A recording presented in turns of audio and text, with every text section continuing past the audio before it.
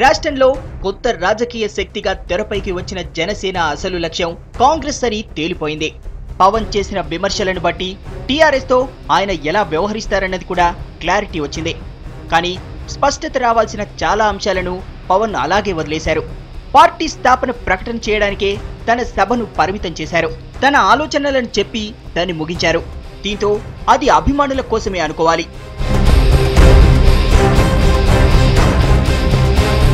తనకు పదవులపై ఆశ లేదన్న పవన్ తాను పోటీ చేస్తానో లేదో కూడా తెలియదన్నారు.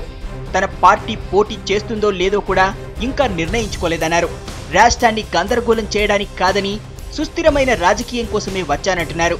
అందుకోసం కాంగ్రెస్ తప్ప ఏ పార్టీకైనా మద్దతిస్తామంటున్నారు. కానీ తెలంగాణలో వెనుకబాటుతనం, వివక్ష జరిగిందన్న ఆవేదనకు, రాష్ట్రంలో గందరగోళ పరిస్థితులకు అన్ని పార్టీలు కారణమన్న సంగతి ఆయన మర్చిపోయారు. కాంగ్రెస్ తప్ప ఎవరితో అయినా కలిసి నడుస్తామంటున్నారు. చంద్రబాబుతో పాటు అన్ని పార్టీల నేతలతో మాట్లాడతామంటున్నారు. ఈ వచ్చే ఎన్నికల మీద రెండు ప్రాంతాలకి సుస్థిరత ఎలా సాధించాలి,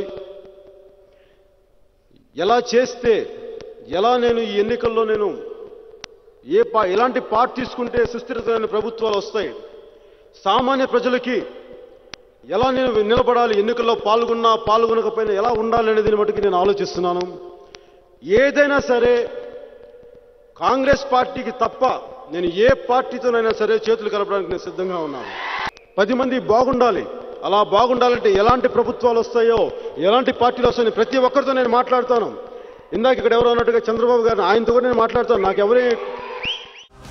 ఎవరితో అయినా కలిసి నడుస్తామంటున్న పవన్ పార్టీకి సంబంధించి చాలా స్పష్టత ఇవ్వాల్సి ఉంది. పార్టీ నిర్మాణం, సిద్ధాంతాలతో పాటు అసలు ఎన్నికల్లో పోటీ చేయాలా వద్దా అన్నది నిర్ణయించుకోవాలి. కాంగ్రెస్ సంగతి అలా ఉంచితే సీమాంధ్రలో తలపడుతున్న టీడీపీ, వైసీపీలకు ఎవరి ప్లస్లు మైనస్లు వాళ్లకున్నాయి. విభజనలోనూ ఎవరి పాత్ర వాళ్లకుంది. వీళ్ల మధ్య ఏ ప్రాతిపదికన మద్దతిస్తారన్నది చూడాలి. ఇటు తెలంగాణలో కాంగ్రెస్, టీఆర్ఎస్ రెండూ కాకుండా టీడీపీ, బీజేపీలే ఉన్నాయి. వాటి మధ్య పొత్తును తేల్చుకోవాల్సి ఉంది.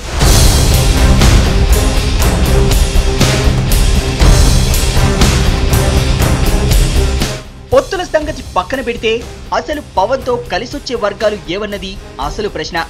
తన బలం అభిమానులు తప్ప ఏమీ లేదని పవన్ స్వయంగా చెప్పుకున్నారు. కాపు సంఘాల మద్దతు నేను అడిగానా అని ఆయన విమర్శించారు. కులం, మతం భేదాలు లేకుండా తన పార్టీ పనిచేస్తుందన్న పవన్ మాటలు మంచి ఆదర్శమే. కానీ రాజకీయంగా ఆచరణలో ఎలా ఉంటుందన్నది చూడాలి.